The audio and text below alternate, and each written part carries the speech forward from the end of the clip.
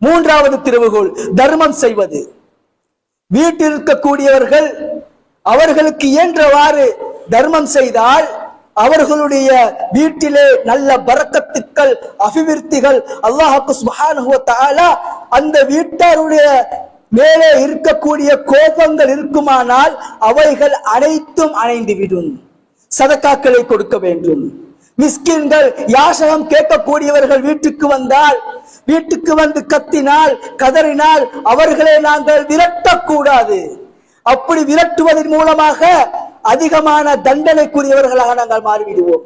அல்லாஹ் சோதிப்பதற்காக வேண்டி மலக்குமார்களை மிஸ்கின்களுடைய ரூபத்தில், யாசகர் கேட்கக்கூடிய ரூபத்தில் அல்லாஹ் அனுப்பினால் அந்த நேரத்தில் நாங்கள் அந்த மிஸ்கீனை கண்ணியப்படுத்தாவிட்டால், காசுக்கள் இருந்தும் கொடுக்காவிட்டால், சாப்பாடுகள் இருந்தும் கொடுக்காவிட்டால், அந்த நேரத்தில் இருந்து நாங்கள் இவ்வுலகத்தில் மரணிக்கும் வரை அந்த வறுமையை கையாளக்கூடியவராக நாங்கள் மாறிவிடுவோம்.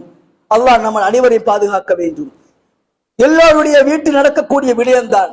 யாசம் கேட்கக்கூடியவர் வந்து விட்டால், ஒரு மிஸ்கின் வந்து விட்டால், நாங்கள் இருக்கக்கூடிய அந்தஸ்தை நினைத்து அவர்களை நாங்கள் கேவலமாக பார்ப்பது, கணக்கெடுக்காமல் பார்ப்பது, அவர்களுடைய வார்த்தைக்கு செவிதாட்டாமல் இருப்பது, இவைகளை நாங்கள் எங்களுடைய வாழ்க்கையிலே தடுத்துக் கொள்ள வேண்டும். மிக முக்கியமாக வீடுகளில், அதில் முக்கியமாக நாங்கள் வியாபாரம் செய்யக்கூடிய ஸ்தலங்களில் கஷ்டவாளிகள் வந்தால், மிஸ்கின்கள் வந்தால் அவர்களுக்கு நம்மளால் முடிந்த ஒரு அளவை கொடுத்து விட வேண்டும். இவ்வளவுதான் அவ்வளவுதான் என்று மார்க்கம் சொன்னது கிடையாது. சதக்காக்கள் கொடுப்பது எவ்வளவுதாவது கொடுத்து விடுவோம்.